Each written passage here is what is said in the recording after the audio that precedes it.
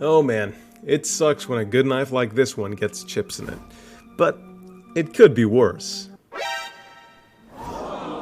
No. I mean, much worse.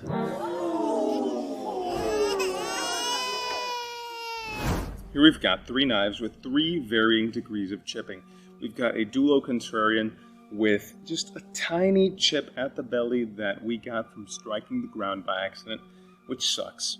We've got a Mini Kephart that was gliding through wood beautifully until it wasn't anymore because it hit a knot and it just rolled that really thin edge so bad that we got a chip.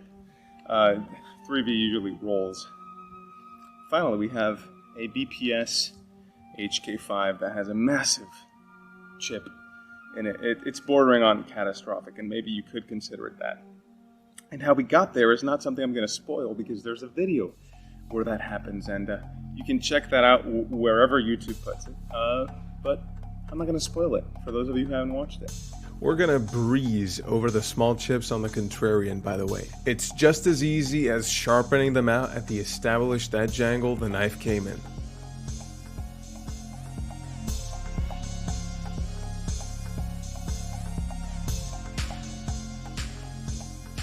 This is what coarse whetstones are meant for. I'm actually going too fine for this sort of thing with a 325, I think, but it still gets the job done in a little bit longer time than a coarser grit would. After that, you know the drill. Progress in grits until you get the desired finish. I went through a 600 grit stone next, and then straight to 4,000. On the 4,000, I kept my strokes a little bit more even to keep that scratch pattern nice and clean, only to take a good quality strop, and I gotta give it to the DVK boys. Their strop is pretty great, and you're good. This Contrarian was made with laminated K390 steel with the edge blued to make it look like a hamon. It's a faux hamon. And we're going to bring that back just by bluing the edge and stropping it again. We have to strop it because bluing is a form of corrosion, and that does take away a little bit of edge performance, so we're bringing it back by stropping again.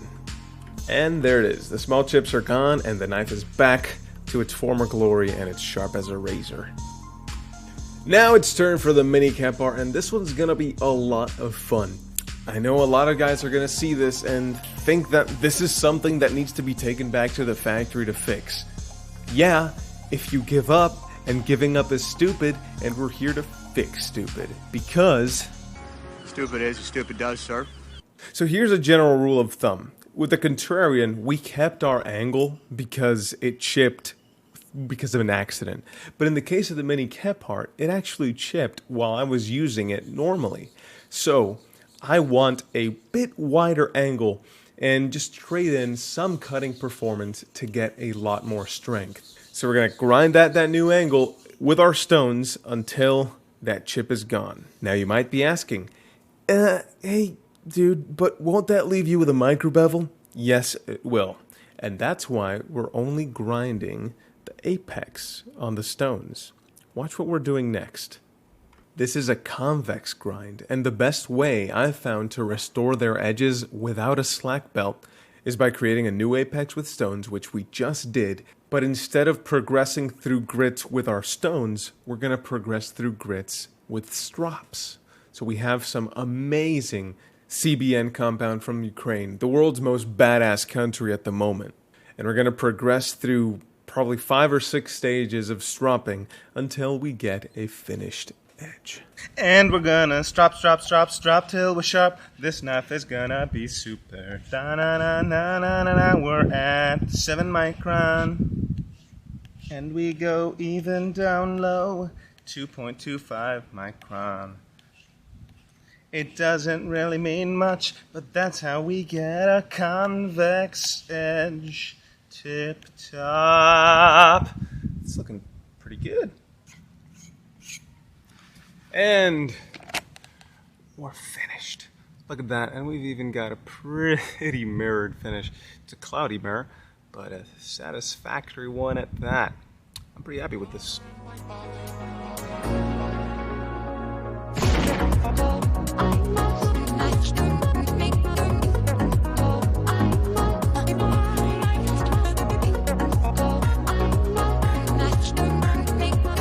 I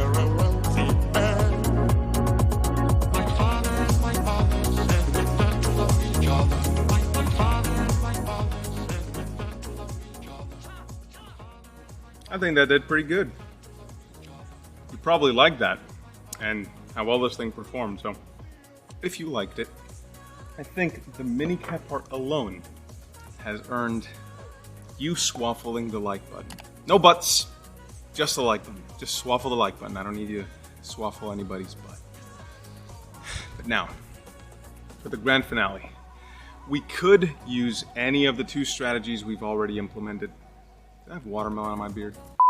We could use any of the 2 strategies we've already implemented. And I've let it rust just as this 1066 rusts quickly. Just as we've been doing this thing. For some reason it got humid and rusted. That's funny.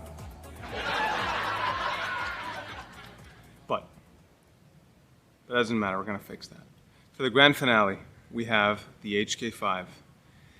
And we could use any of the 2 strategies we've already used, but because this is a catastrophic failure, pretty much, and we've only got about an hour and a half of sunlight left, we're gonna have to pull out the big gun.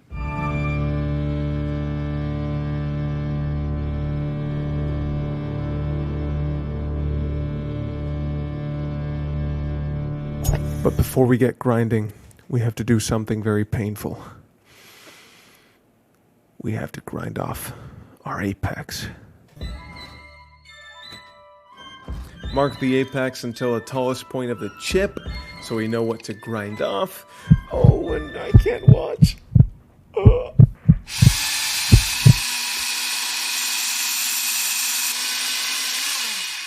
Is it done? Whew.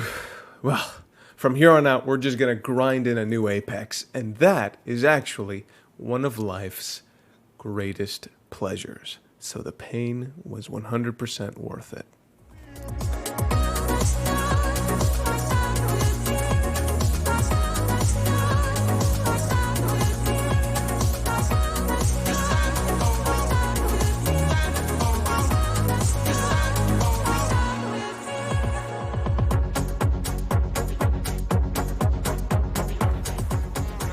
And the end result is...